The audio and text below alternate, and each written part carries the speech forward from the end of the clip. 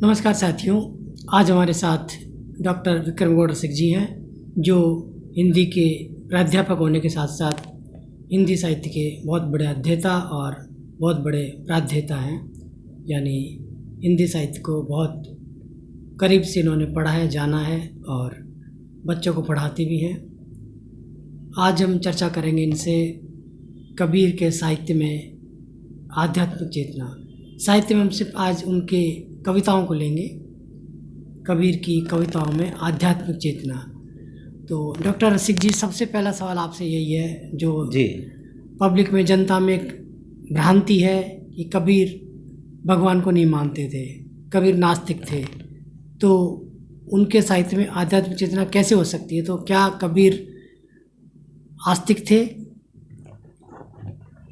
बहुत अच्छा प्रश्न किया है। सबसे पहले आप सबका मैं हार्दिक अभिनंदन करता हूँ, अभिवादन करता हूँ कि आपने यहाँ मुझे बुलाया और सम्मानित किया। जहाँ तक कबीर की नास्तिकता की बात है, कबीर नास्तिक नहीं है। कबीर नास्तिक होते तो क्यों लिखते, मोको कहाँ ढूंढे बंदे, मैं तो तेरे पास में। हाँ, कबीर क्यों लिखते, जब मैं था तब हरि नहीं, अब हरि हैं मैं नाही। तो कबीर को कैसे मैं नास्तिक कह दूँ? कबीर जो है एक साधारण व्यक्तित्व होते हुए भी असाधारण थे। वास्तव में उन्होंने त्रिकालज्ञता को पहचाना और अनुभव किया, और मैं तो मानता हूँ वे भी ईश्वर के अवतार थे। हालांकि उन्होंने ईश्वर की या एकेश्वरवाद के सिद्धांत को अपनाया कि वास्तव में ईश्वर एक ही है और ईश्वर की हम सब संतान हैं। और ईश्वर कौन है? एक जिसका कोई न रूप है न रंग है, वह तो कण कण में विराजमान है। और उसके कारण व्यक्ति चाहे कुछ भी कहे। और कबीर जब कबीर का जन्म हुआ तो उस समय की परिस्थितियां बहुत अजीब थीं। तो और उस समय मुगल साम्राज्य का शासन था। उन्होंने सबको डांटा फटकारा, हिंदू को भी डांटा, मुसलमान को भी डांटा फटकारा, आडंबर का विरोध किया, ईश्वर का विरोध नहीं किया, आडंबर का विरोध किया उन्होंने।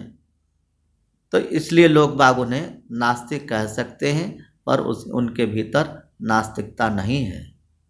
उन्होंने दोनों धर्म को ही डांटा फटकारा। हाँ, संप्रदायों को जी, मुस्लिम से कहा जी कि खुदा बहरा थोड़ी है। हाँ हाँ, और हिंदुओं से कहा कि चाकी भली है, ईश्वर से तो जिसे संसार पीस के खाता है। हाँ हाँ हाँ, तो मतलब ईश्वर को अपने अंदर ढूंढिए। जी जी।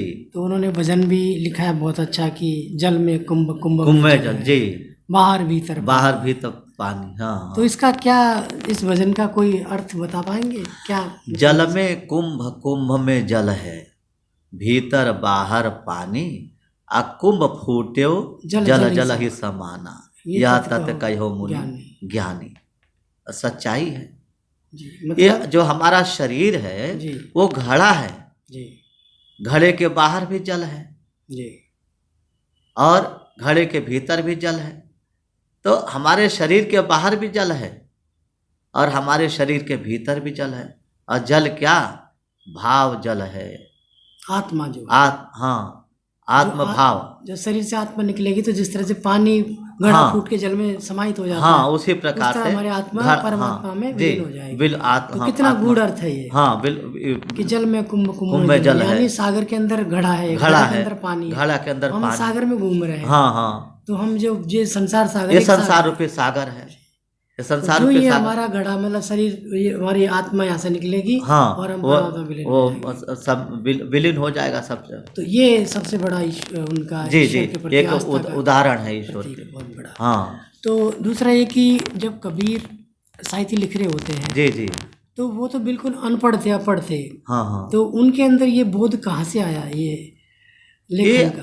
आत्मबोध है। उन्होंने क्या कहा, वो तो खुद ही कहते कि मसी कागज छुयो नहीं, कलम गही नहीं हाथ। वो स्वयं कहते जो कुछ भी उन्होंने देखा और उन्होंने थोड़ी लिखा, उनके अनुयायियों ने लिखा। वो तो गाते थे, गाते थे। वो तो गाते बजाते थे। हाँ, वो तो गाते थे, रहना नहीं देश बिराना है, यह संसार कागज की पुड़िया, हाँ अबूंद पर ये गल जाना है। हाँ, तो गाते थे, जैसे गांव में लोग बाग गाते बजाते हैं, तो उनके जो है अनुयायी जो पढ़े लिखे होते हैं वो उसको लिखते हैं। तो तो बहुत कबीर सारे, के साथ यही था। बहुत सारा साहित्य तो उनका सामने आया भी नहीं है, क्योंकि ना वो ना जी। वो पता नहीं कहाँ छूटा रह गया। हाँ लिखा हाँ नहीं, जो बड़े बड़े भजन और जी गीत गजल थे वो सामने जी आ जी। पाए, दोहे सामने आ हाँ पाए। हाँ हाँ तो कबीर को दोहे के रूप में बहुत बड़ा ज्ञानी ज्ञाता माना जाता हाँ है। जी जी। हाँ और कहते हैं कि 13-11 की जो मात्रा है वो भी उनकी दी हुई है। हाँ हाँ हाँ। कहाँ तक सहमत है आप? ये बिल्कुल बिल्कुल मैं 100% सहमत हूँ। हाँ, 100% सहमत हूँ इससे। तेरह कि 13-11 की मात्रा दोहे दोहे में होती ही है। ये पारंपरिक छंद है, दोहा है, चौपाई। इन्होंने जो रामायणी पद लिखे हैं, रामायणी से रामायणी हुआ है ना, रामायणी से रामायणी हुआ। डॉक्टर श्याम सुंदर जाट जी ने भी कहा है कि ये कबीर जो है एक विलक्षण व्यक्तित्व थे। और हजारी प्रसाद द्विवेदी ने जो भी ये बात कही, और उनकी डॉक्टर पारसनाथ तिवारी जी की एक पुस्तक है कबीर ग्रंथावली। दो, जी। हाँ, तो 2 भागों में संकलित है। और उन्होंने 2 भागों में कहा कि, और ये कबीर बीजक है। हाँ, कबीर वाणी जो है, कबीर वाणी तो गुरु ग्रंथ साहब में भी जो है संकलित है। इनके इनकी वाणी कबीर की पढ़ी जाती है, उलट बासियाँ हैं कबीर की। तो ये कहाँ से, कबीर जब प्रतिभा, विलक्षण प्रतिभा के धनी नहीं होते तो ऐसे लिखते कैसे? कबीर पर लोग बाग PhD कर करके वो जो है थक गए। कबीर का कोई अंत नहीं कर पाया। गजलें भी कही उन्होंने। हाँ, गजलें भी कही हैं अमन कबीर है इश्क मस्ताना मन को, जी। होशियारी क्या। हाँ हाँ। वो भी दोहे छंद में ही कही है। जी, तो वो उन्होंने जो है ना, वास्तव में जो उनके जो भाषा शैली जो कि घुमक्कड़ थे, जहाँ जहाँ गए वहाँ वहाँ उन्होंने उस अपनी अभिव्यक्ति का माध्यम बनाया उस भाषा को। तो उनकी भाषा ही खिचड़ी है, सधुकड़ी है। इनकी तोय मोय होय खोय, हाँ ये सब। हाँ वो जी जब हिंदी भाषा जब अपना जन्म ले रही थी, जी जन्म जी। क्या मतलब एक उससे गुजर रही थी, एक संक्रमण काल से गुजर संक्रमण रही काल थी। से जी। वो हाँ प्रवेश करने की कोशिश करी थी हिंदी के अंदर, और जी जबकि खड़ी बोली जी जी के रूप में स्थापित होने का प्रयास में थी और हिंदी के अंदर घुसने के प्रयास में थी। जी जी जी। जितनी आसपास की भाषाएं, भोजपुरी हो, हाँ ब्रज हाँ हो, अवधी हो, अब हाँ ये सारी हाँ, भाषाएं। भोजपुर में उन्होंने लिखा कि मन ना रंगाए रंगाए जोगी कपड़ा, मथवा मुड़ा के जोगी हो गए बकरा, कनवा फड़ौले जोगी मथवा मुड़ौले, आसन मार मंदिरमा बैठे पूजन न लागे पथरा। तो ये वो हिंदी थी एक तरह से। हाँ अच्छा, कबीर के जन्म को लेकर काफ़ी भ्रांतियाँ हैं। जी जी। कबीर का जन्म कहाँ हुआ, वो कौन थे, किस जाति के थे, किस धर्म के थे, और कुछ इस बारे में कई बताएं। कई लोग कहते हैं कि भाई कबीर को एक कुंवारी ब्राह्मणी ने जन्म दिया, और लोक लाज के कारण जो है उन्हें तालाब के किनारे फेंक दिया। तो नीरू और नीमा नाम के एक दंपति थी, तो उन्होंने इनको पाया। और कई लोग कहते हैं कि कबीर कमल के पुष्प पर जो है उत्पन्न हुए। और कई क्या, हजारी प्रसाद द्विवेदी ने ही बात कही, और डॉक्टर श्याम सुंदर दास जी ने भी अपना मत दिया। आचार्य रामचंद्र शुक्ल ने भी कहा कि उस ये कबीर वास्तव में जो है ये ब्राह्मण कुल के थे। तो ये मतांतर हैं। अच्छा, बनारस में एक जगह है जिसका नाम है कबीर चौरा। चौरा का मतलब होता है स्थान। तो जहाँ पर कबीर बैठ करके अपना भजन भाव करते थे, भजन सुनाते थे। तो वहाँ जगह है, तो वहाँ पर वो पास में लहरतारा नामक गांव है, उसके पास एक तालाब है, तो वहीं पर उनको पाया, पालन पोषण किया दुल्हे ने, दोनों दंपत्ति ने। उनके संतति नहीं थी। और जब कबीर घर में थे, उनका घर में मन नहीं लगता था, और 1398 में उनका जन्म हुआ, और संमत लगभग 1355 के करीब का संमत था उनका। तो उस समय उनका जन्म हुआ। तो उन्होंने पाला पोसा, करघा चलाया, पर उनका मन नहीं लगता था। और हालांकि उनके घर वालों ने उनका विवाह भी किया। वो उनका विवाह लोई नामक स्त्री से इनका विवाह हुआ। 2 बच्चे भी इनके हुए, कमाल और कमाली। हाँ, तो उन्होंने लोई पर भी लिखा। इनके गुरु जो कि रामानंद जी थे, रामानंद जी उनको का वो कबीर जो है रामानंद जी का शिष्य जो है बनना चाहते थे। अब कैसे बने? तो वहाँ स्नान करने जाते तो रास्ते में लेट गए, उनके खड़ाओं से ठोकर लगी। अरे बेटा राम राम कहो, तो वो चोट तो नहीं आई? तो उन्होंने कहा नहीं गुरु जी, चोट नहीं आई मुझे, बस आपके चरण मुझे मिल गए, बस मैंने आपका वो गुरुत्व ग्रहण कर लिया, आप मुझे अपना शिष्य बना लीजिए। तो राम राम कहो बोले। 4 बजे की बात है, लोग कहते हैं 4 बजे गंगा स्नान करने जाते थे रामानंद जी। तो फिर उन्होंने अपना शिष्य बना लिया। तो उन्होंने रामानंद के बारे में भी लिखा है कबीर ने बहुत कुछ। तो इस प्रकार से गुरु महिमा उन्होंने कही कि कबीरा हरि के रूठते, गुरु के शरण जाय, कह कबीर गुरु रूठते, हरि नहीं हो सहाय। वास्तव में तो है, गुरु गोविंद दो खड़े, हाँ काके लागो, सदगुरु हम सोरी जी के कहा एक प्रसंग, बरसा बादल प्रेम का भेज गयो सब अंग। तो यही सारी कबीर की सिद्धांतों की 2 धाराएं हैं, सगुण धारा, निगुण धारा। इसके बारे में आप क्या कहना चाहेंगे? कबीर की 2 धाराएं नहीं हैं। कबीर तो निर्गुण ब्रह्म धारा के ज्ञान मार्गी उपासक हैं। ज्ञान मार्ग क्या है? वो ज्ञान मार्ग जो है, ज्ञान के मार्ग से ही ईश्वर की प्राप्ति हो सकती है। और सगुण विचारधारा क्या है? सगुण विचारधारा तो ईश्वर जो है अवतार, ईश्वर के अवतार को माना। सगुणवादियों ने अवतारवाद को माना है, राम और कृष्ण। ये तो जब अभी आपने कहा शुरू में कि कबीर भी ईश्वर के अवतार थे। हाँ, तो ये जो है मैं भी कहता हूँ, चूँकि उनके अंदर अद्भुत प्रतिभा थी। एक आपकी किंवदंती सुनाऊं कि रामानंद जी ने और बोला कि जाओ ठाकुर जी को नहला लाओ। तो ठाकुर जी को नहलाने गए, तो कहा कि भाई तालाब में फेंक दिया, नहाने लगे। और नहाने लगे, वो कहा कि गुरु जी ने बुलाया कि भाई आज जल्दी आ जाओ, कभी ठाकुर जी नहा रहे हैं। अब क्या प्रतिभा है, ठाकुर जी नहा रहे हैं। तो कह रहे नहा लिया हो तो चलो, तो अपने आप पत्थर चलने लगे। ऐसी किंवदंती है कि कबीर के बारे में, ऐसी किंवदंती के पत्थर चलने लगे और आकर के गुरु जी के सामने, रामानंद जी के सामने पत्थर वहाँ जो रुक गए पत्थर। तो ये चमत्कार ही तो है।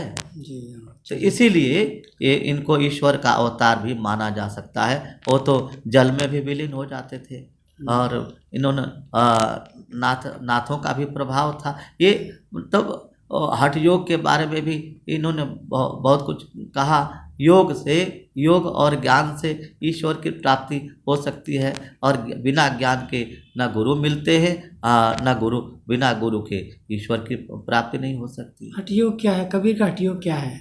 कबीर का हठ योग जो है, हठ के योग से, हठ का योग मतलब एक भाई ईश्वर को प्राप्त करना है।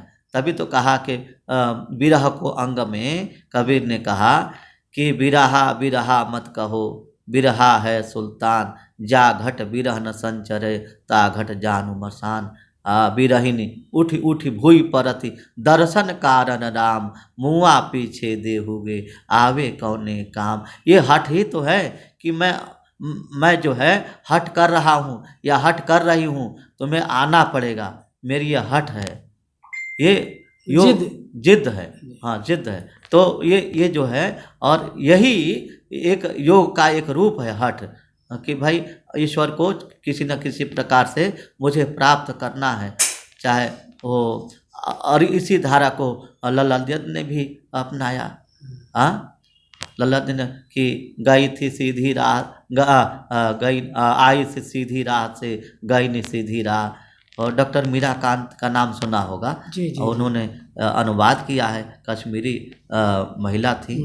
हाँ, तो ये कबीर की ही, कबीर पंथी ही थी वो भी। तो कबीर पंथ क्या, अब बहुत से लोग आज कबीर अच्छा नहीं, कबीर का मतलब आप समझे, कबीर का मतलब होता है श्रेष्ठ। तो वो तो शाब्दिक अर्थ हो गया। हाँ, कबीर कबीर पंथ मतलब पंथ मतलब रास्ता। कबीर के जो सिद्धांत हैं, उन सिद्धांतों के रास्ते पर चलने वाला व्यक्ति जो है कबीर पंथी हो गया। यानी कि लिखने वाला कि हाँ, उसके जो कार्य वो करते थे उसका अनुसरण करने वाला। जी, उनका, हाँ, उनके अनुसरण पथ पर चलना, ये कबीर पंथी कहलाया।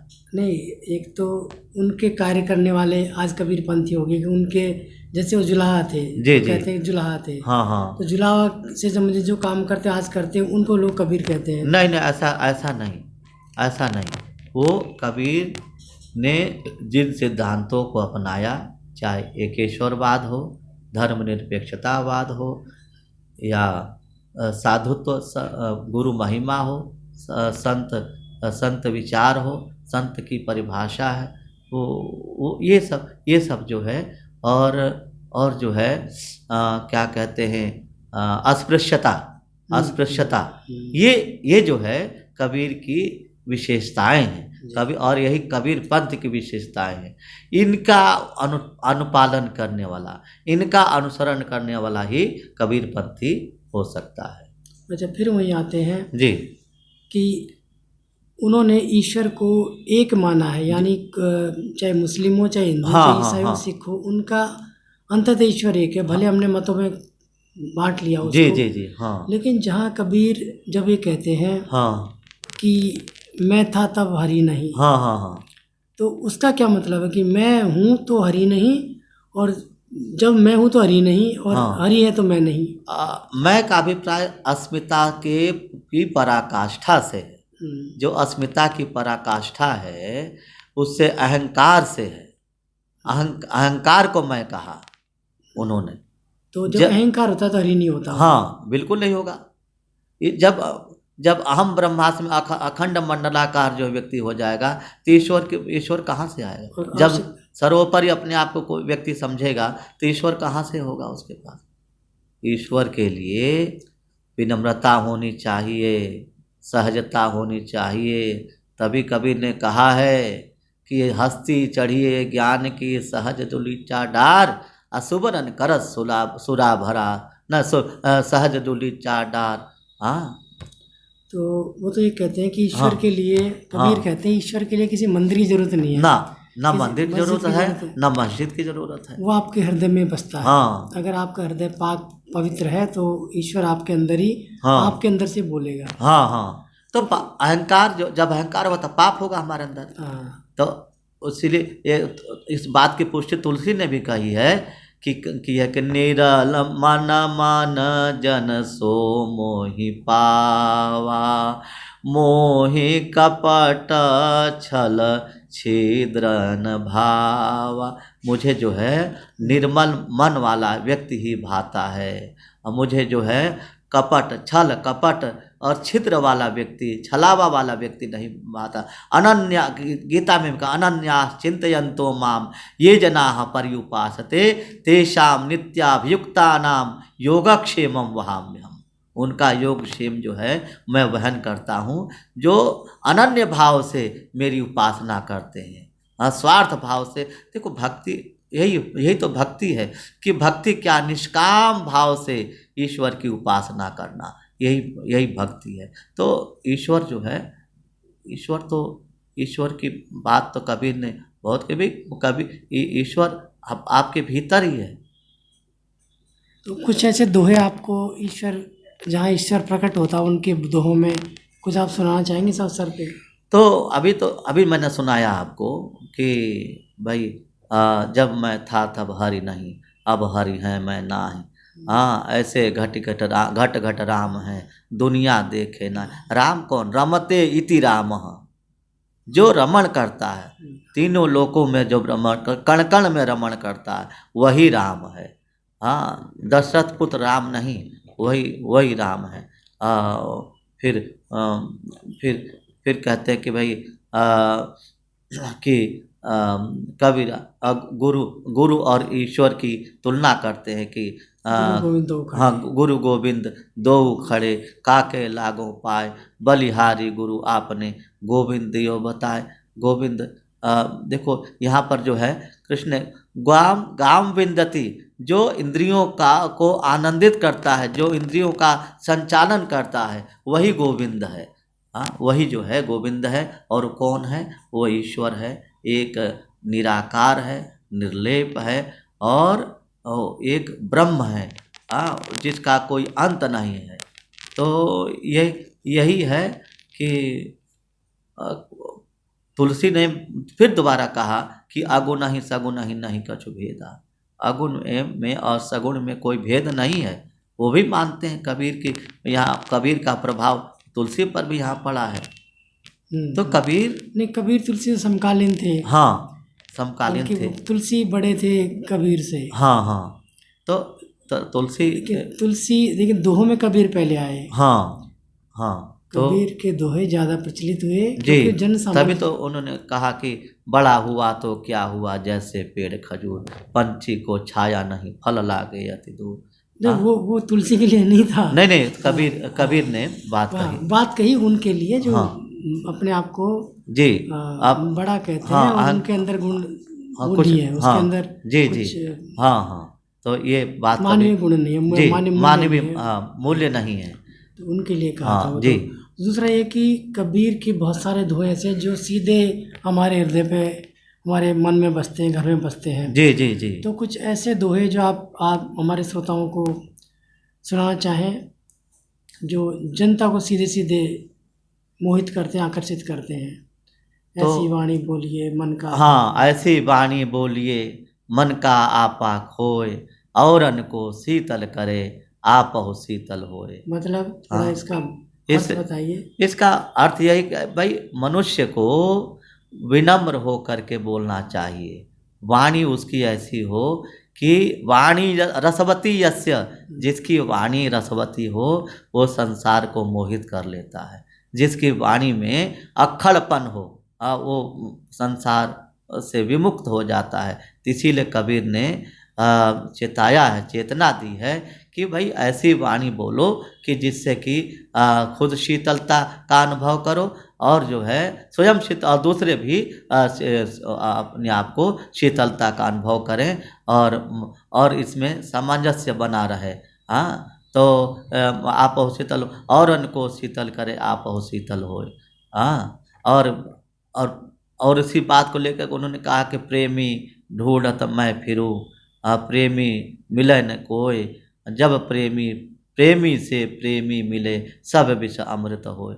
ये एकता की बात कही है कि प्रेम से ही सब कुछ होता है। हाँ, ढाई आखिर भी उनके प्रेम के।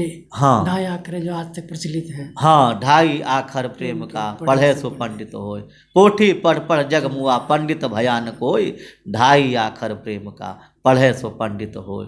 तो यही सब है कि भाई, और जहाँ ज्ञान की बात कही कि ज्ञान के मार्ग से ईश्वर की प्राप्ति हो सकती कि हस्ती चढ़िए ज्ञान की सहज जुलीचा डार, स्वान रूप संसार है भूकन दे झक मार। हाँ, तो स्वान रूप संसार को एक स्वान का रूप दिया। स्वान के संसार में जो है ऐसे लोग हैं कि जो ईश्वर को मानते नहीं, और ज्ञान को मानते नहीं, और कहता है ईश्वर घंटा बजाने से ईश्वर की प्राप्ति होती है। ऐसा तो ऐसे लोगों को कबीर ने स्वान का रूप दिया कि भाई ज्ञान से ही ईश्वर की प्राप्ति हो सकती है। और ज्ञान जो है वो कहते हैं हृदय की मुक्तावस्था है। ये आचार्य रामचंद्र शुक्ल ने भी बात जी कही। जी जी। तो यही बातें हैं। तो कहने का मतलब है कि कबीर ईश्वर के सच्चे उपासक थे, जी। लेकिन वो ईश्वर पाखंड का विरोध करते थे। हाँ हाँ हाँ। ईश्वर को प्राप्ति का माध्यम मन का स्वच्छ निर्मल होना मानते हाँ थे। हाँ हाँ। और सगुण विचारधारा उनकी यही थी कि हर व्यक्ति के अंदर ईश्वर का अंश विद्वान है। जी जी। अगर वो ईश्वर के सिद्धांतों पर यानी मानवीय मूल्यों पर चले जी। तो ईश्वर को प्राप्त कर सकता है। हाँ शायद जी यही जी उनका जी। मूल सिद्धांत है। ये वास्तव में ईश्वर का अंश आत्मा है। जी। और जब आत्मा ईश्वर का अंश है तभी आत्मा को परमात्मा का पत्नी माना है। जीवात्मा जो है परमात्मा की पत्नी है। जी। और परमात्मा उसका पति है। तभी कहते हैं कि बालम आओ हमारे घेहरे, तुम बिन दुखिया दे हरे, सब कोई कहे तुम्हारी नारी, हाँ मुँह को लगत लाज रे, हाँ अब तो कबीर बेहाल भयो है, हाँ अब तो कबीर बेहाल भयो है, तुम बिन जीव न जाए रे, बालम आओ हमारे घेहरे। तो ये जो है ईश्वर को आत्मा स्वयं पुकार रही है कि ईश्वर आकर के और मुझे इस माया रूपी शरीर से मुक्त कर दे। और दार्शनिकों ने 4 तत्व माना है उसमें कि जीव, जगत, ब्रह्म, माया। अब माया भी 2 प्रकार की है, माया विद्या माया, अविद्या माया। तो कबीर ने भी विद्या माया और अविद्या माया की बात कही है। उन्होंने कहा कि माया महा ठगनी हम जानी, हाँ माया से दूर रहो। हालांकि उन्होंने बहुत और नारी पर भी बात कही कि नारी भाई, नारी का सम्मान कीजिए। और नारी जो है पतिव्रता नारी असली क्या होती है कि पतिव्रता नारी भली, मैली कोट मैली कूर कुरूप, इसके स्वरूप 12 कोटि स्वरूप, इसके पर इस पतिव्रता पर मैं सदा 12 कोटि स्वरूप। तो पतिव्रता नारी पर जो है मैं कोटि कोटि करोड़ों स्वरूपों को निछावर कर देना चाहता हूँ। तो वही नारी असली नारी है। वास्तविक रूप में नारी चेतना का जागरण उन्होंने भी, कबीर ने भी कहा। कबीर के भीतर जो वास्तव में आध्यात्मिक चेतना के साथ साथ वो समाज सुधारक भी थे, समाज सुधार की भी चेतना थी उनके भीतर। हालांकि हमारा जो विषय है अपना आध्यात्मिक चेतना ही है, लेकिन जब बात आ गई तो मुझे कहना पड़ा कि आध्यात्मिक चेतना के साथ साथ वो उनके अंदर समाज सुधार की भी चेतना थी। तभी तो समाज को बहुत कुछ कहा। समाज को कहा तू कहता मैं कहता आँखन की देखी, तू कहता कानन की सुनी। इसीलिए साखी जो है ना, साखी शब्द से साक्षी बना। साखी तद्भव रूप है। शब्द के 4 रूप है ना प्रयोग में। थोड़ा सा व्याकरण की बात आ गई। शब्द के 4 रूप है, तद्भव, तत्सम, देशज और विदेशज, है ना। तो ये साखी जो तद्भव रूप है और उसका शुद्ध रूप जो है तत्सम रूप कहलाता है, वो है साक्षी। तो साक्षी का मतलब होता है प्रमाण। प्रमाण के साथ तो कबीर कहते हैं नाव में नदियाँ डूबी जाए, ये संभव बात। और उन्होंने कहा कि अवधू, देखिए सिद्धि की बात कही, उनके अंदर सिद्धत्व भी आ गया कबीर के अंदर कि अवधू गगन घटा घरानी, अपनी अपनी मेड़ संभालो, बहे न पावे पानी।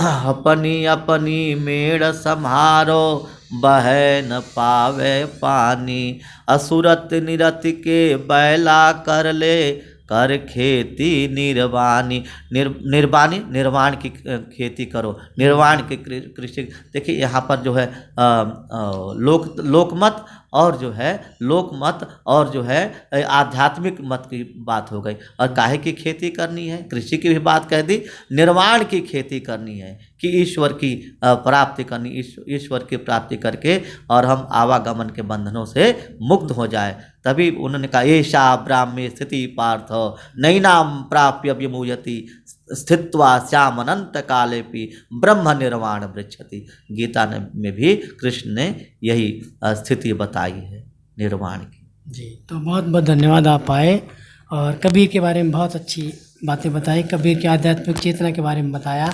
और कबीर न केवल आपके इससे प्रकट होता है कि कबीर न सिर्फ आध्यात्मिक चेतना के सच्चे सारथी थे बल्कि समाज सुधार के बहुत बड़े पथदाता भी थे।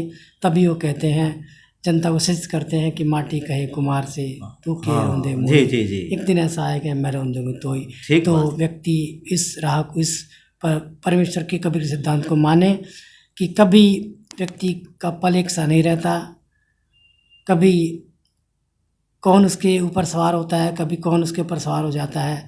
तो व्यक्ति कभी अपने आप को अहम में ना समझे कि मैं बहुत बड़ा अहंकारी हूँ, बहुत बड़ा व्यक्ति हूँ, क्योंकि वक्त जब बदलता है तो सब कुछ अपने साथ ले जाता है और समय सब बहुत बड़ा बलवान है। तो इसीलिए कबीर के मूल्य जो हैं, जितने भी उनके दोहे हैं, जितने भी उनका कवित्व है, वो समाज को चेताता है, जगाता है, समृद्ध करता है, विकसित करता है और व्यक्ति को जीवन मूल्यों के प्रति समर्पित रहने के लिए आगाह करता है। बहुत बहुत धन्यवाद। मैं भी आपका बहुत बहुत धन्यवाद ज्ञापित करूँगा। और जहाँ तक आपने मुझे बुलाया, ना मान सम्मान दिया और ज्ञान की गुत्थी खोली, कबीर का जो रहस्य जो है बहुत बहुत अद्भुत है। तभी तो कहते कि पानी केरा बुदबुदा असमानस की जात देखत ही छुप जाएगा जो तारा पर भाट।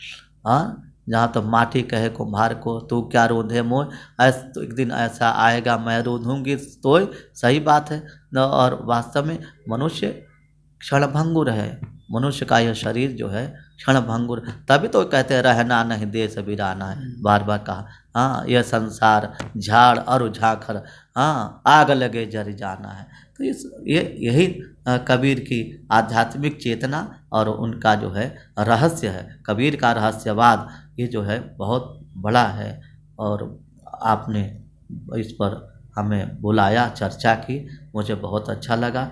और आप सबका भी धन्यवाद ज्ञापित करता हूँ, समग्र दर्शकों का धन्यवाद ज्ञापित करता हूँ। कबीर को माने, कबीर के सिद्धांतों को माने, कबीर के सिद्धांतों को व्यवहार में लाएं, तभी सिद्धांत व्यवहारिक होगा, अन्यथा नहीं हो पाएगा। बहुत बहुत धन्यवाद। साधुवाद। धन्यवाद।